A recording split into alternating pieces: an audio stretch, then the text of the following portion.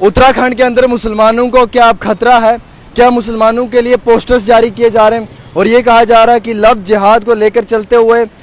जितने भी मुसलमान हैं उत्तराखंड के अंदर जिनकी दुकानें, उन्हें कहा जा रहा है कि 15 जून से पहले जो है वो आपने दुकानें खाली कर देनी है और इस तरीके के पोस्टर्स जारी किए जा रहे हैं। नाज़रीन किराम, उत्तराखंड के अंदर एक मामला पेश आया है जिसमें कि मुसलमानों को थ्रेट दी गई हैं, पोस्टर्स निकाले गए हैं और ये कहा गया कि जितने भी मुसलमान ट्रेडर्स हैं उन्हें ये डिमांड की गई है कि आते 15 जून तक आप लोगों ने उस इलाके से वैकेट करना है, अदरवाइज़ आप लोगों के ख़िलाफ़ कार्रवाई होगी। हालांकि इसी ज़िमन में जो पुलिस है उत्तराखंड की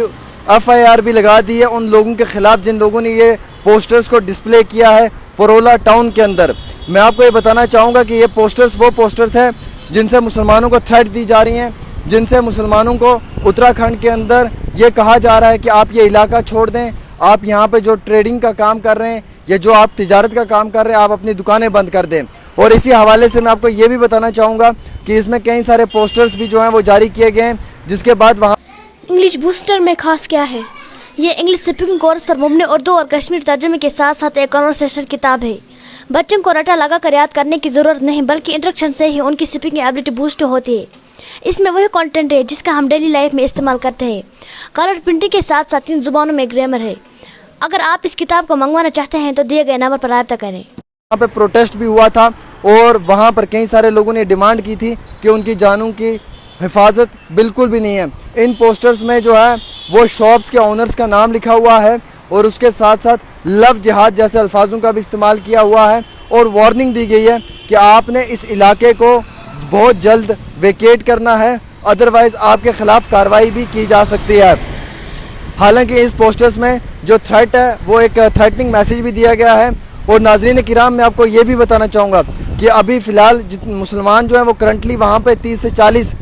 शॉप्स वाले हैं और जो मेन मार्केट में है परोला के अंदर उन तमाम को ये धमकियाँ दी गई हैं। और इसी ज़िमन में जो है वो FIR भी लॉन्च हुआ है 153A, उसके बाद 505, 506 इंडियन पैनल कोड के तहत। और फोकस किया जा रहा है कि उन लोगों को आइडेंटिफाई किया जाए जिन लोगों ने ये डिस्प्ले किए हैं पोस्टर्स और इन मुसलमानों को धमकियाँ दी हैं कि वहाँ से आप जो है वो जल्द अज जल्द वैकेट कर लें, अदरवाइज़ आप लोगों के ख़िलाफ़ कार्रवाई भी सख्त की जा सकती है। इसी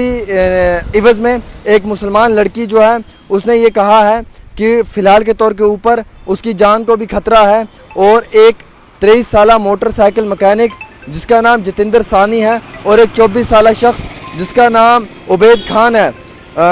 खान है, इन दोनों लोगों ने भी मिलकर जो है वो उस लड़की को डराया है, धमकाया है और उसे वहाँ से निकलने के लिए भी कहा गया है। हालांकि वहाँ पर कई सारे ऐसे भी आउटफिट्स हैं जिनकी जानिब से इस तरीके की हरकतें की जा रही हैं और जिसमें कि कई सारे एक्यूज़ को अभी आइडेंटिफाई भी कर लिया है। 29 मार्च को प्रोटेस्ट भी हुआ था परोला के अंदर एक काफ़ी बड़ा, जिसमें कि प्रोटेस्टर्स ने अटैक किया था शॉप्स के ऊपर, मुसलमानों की दुकानों पे और मुसलमानों की दुकानों को की तोड़ ताड़ भी की थी यमुना घाटी के अंदर, और जहाँ पे कि 900 लोगों ने इस प्रोटेस्ट में शमूलियत भी की थी। इसी के साथ साथ मैं आपको ये बताना चाहूँगा कि अब कई सारे ऐसे भी मुसलमान दुकान वाले हैं जिन्होंने दुकानें बंद कर दी हैं और वो वहाँ से निकल रहे हैं, जिसमें कि शौकत नामी एक शख्स है जो ये कह रहा है कि उसकी गारमेंट की शॉप है और वो वहाँ से निकल रहा है इसलिए क्योंकि उसकी जान वहाँ पर हिफाजत में नहीं है। तो नाज़रीन किराम, आप समझ सकते हैं कि मुसलमानों के साथ किस तरीके से जो है वो व्यवहार अपनाया जा रहा है और कितना मुश्किल वक्त आ चुका है उत्तराखंड के अंदर मुसलमानों के लिए कि वो वहाँ पे नहीं रह पाते हैं, उन्हें धमकियाँ दी जा रही हैं, उनकी जानों को खतरा है।